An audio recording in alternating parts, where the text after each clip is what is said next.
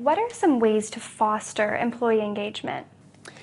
Well, as you know, employee engagement is a big topic now. There's a lot of research related to how important it is to the company's bottom line, how it affects the company's profits, how it affects the talent engagement. So there's a great deal of importance given to talent engagement. And as a result of that, a lot of companies have done engagement surveys and worked with that process. And the problem with that is it never goes down to an individual level of how to engage the individual employee.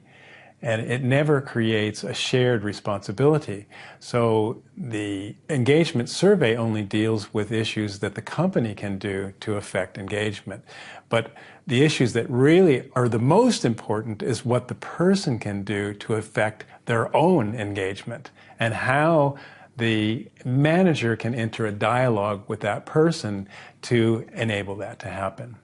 And have you found some ways to get the person to tap into that desire?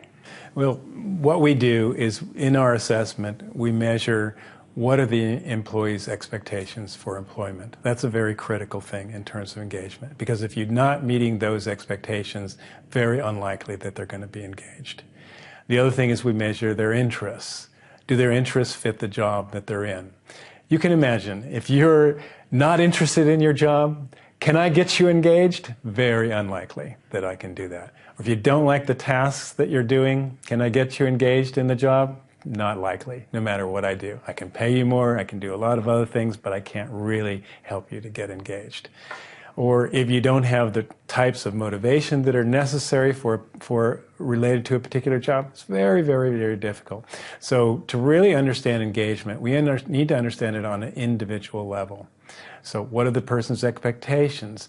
What are their engagement factors in terms of their interests, their task preferences, and do their behaviors fit their expectations? And that's a very critical element. In other words, I may have expectations, but my behaviors may prevent me from fulfilling my own expectations. And therefore, I need some way to look at that and help to actually come to terms with my own expectations. Well, do you have any specific tools that can help with this? We have what's called an engagement and retention report. And this report looks at 8 key areas of engagement, where we really understand the person's expectations in relationship to their behaviors. So, for example, the person may have an expectation to have advancement in their company, but they may be lacking the self-motivation and the willingness to take on challenges to actually do that. And therefore, this report shows the person's expectations in relationship to their natural behaviors. And so by looking at those in combination, we can start to come to terms with what will actually create engagement for the person.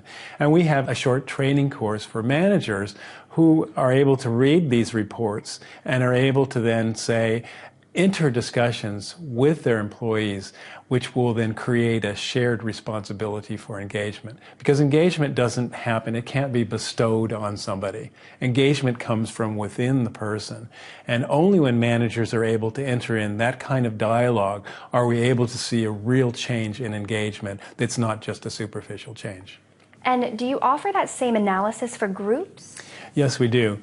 We look at the same behaviors, the same expectations, but we can look at it on a group level. And that can give the organization ideas, strategies to how to approach groups. You can do it for the entire organization, you can do it for divisions, you can do it for branches or small teams. And that helps the organization understand, how do we implement engagement on an organizational level? What kinds of things should we be offering, discussing, etc.? And that's far, far less expensive, actually, than doing an engagement survey.